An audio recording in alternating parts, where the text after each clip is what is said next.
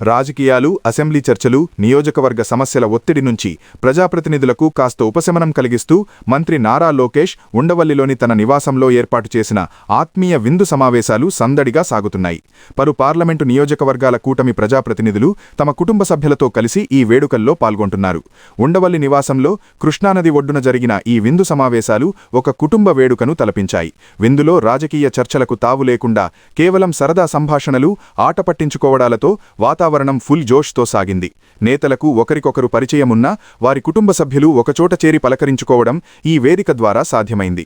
పిల్లల ఆటపాటలు, మహిళల కబుర్లతో లోకేష్ నివాసం కళకళలాడింది.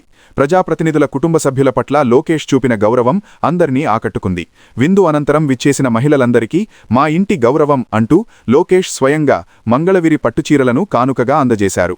రాజమండ్రి సిటీ ఎమ్మెల్యే ఆదిరెడ్డి వాసు రత్నం పొదిగిన పెన్నును బహుకరించగా, నర్సాపురం ఎమ్మెల్యే బొమ్మడి నాయకర్ లోకేష్ దంపతుల చిత్రాన్ని వస్త్రంపై ఎంబ్రాయిడరీ చేసి కానుకగా ఇచ్చారు.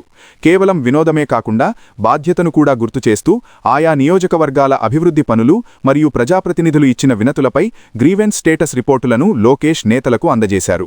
ఈ విందులో టీడీపీ, జనసేన, బీజేపీ పార్టీల ఎంపీలు, ఎమ్మెల్యేలు మరియు మంత్రులు తమ కుటుంబాలతో హాజరై కూటమి అంటే 3 పార్టీలు కాదు, ఒక్కటే అనే సందేశాన్ని చాటారు. నిత్యం ప్రజల కోసం శ్రమించే నేతలను, వారి కుటుంబాలను గౌరవించే ఈ సరికొత్త సంప్రదాయం కూటమి నేతల్లో సరికొత్త ఉత్సాహాన్ని నింపింది.